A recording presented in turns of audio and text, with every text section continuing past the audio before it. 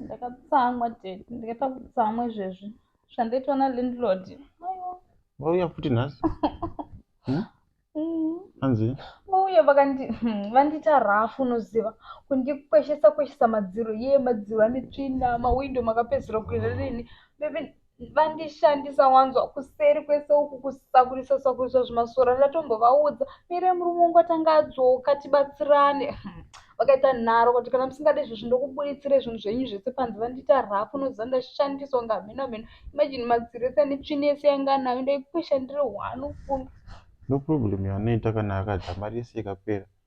Malandlord ekusirwa dzimba nevabereki anonetsa. Mira kuona izvi zvinyara zvako bebe. Mira kuona tikaita yedu imba maroja edu achaona bhizi. Achapinda bhizi ndokutaurira. Mira uone. Unenge uri lady. Tovaka imba yedu toisa maroja. Kuseri kuboy sky futi toisa mumwe roja. Wese kuboy sky anenge achitiona. Mira uone. Ndiye anosakura. Vamwe vanenge vari mukati vanopinda bhizi. Mira uone.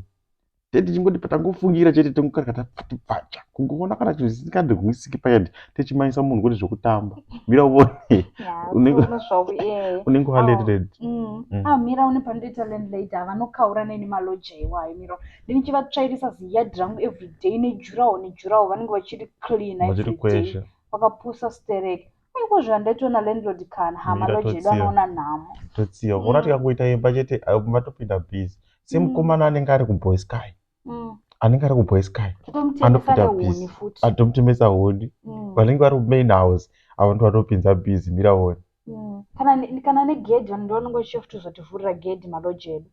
Can't wait kuita imba yedu. Shamwari zvekugara nevanhu kugara pamba pevanhu vakasiyirwa imba nevabereki valandlord echizvino zvino. Sorry handiti. Saka utokwesha madziro. Ndega shamwari mandiudzwa. Sorry mudiwa wangu. Sorry. Tinotengera yedu. Chilandlord chamangwana. Sorry. Patusazovanyanyira maroja edu anozotitiza. Aiwa zvina basa ezvamwatisa mari yedu yerendi chete. Chero vakabuda pakati pemwedzi. Ini seni zvangu I can't wait kushandisa mukomana wekuboy sky. Chogara chimanya ndokutaurira. Inini kana munhu pamba pavo patisingadei tuvasikana tinomodhera.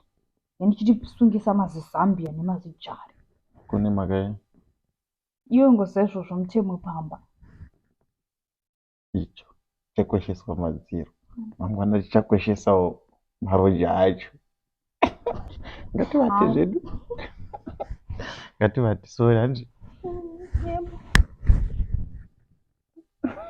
Handisi kuda todini.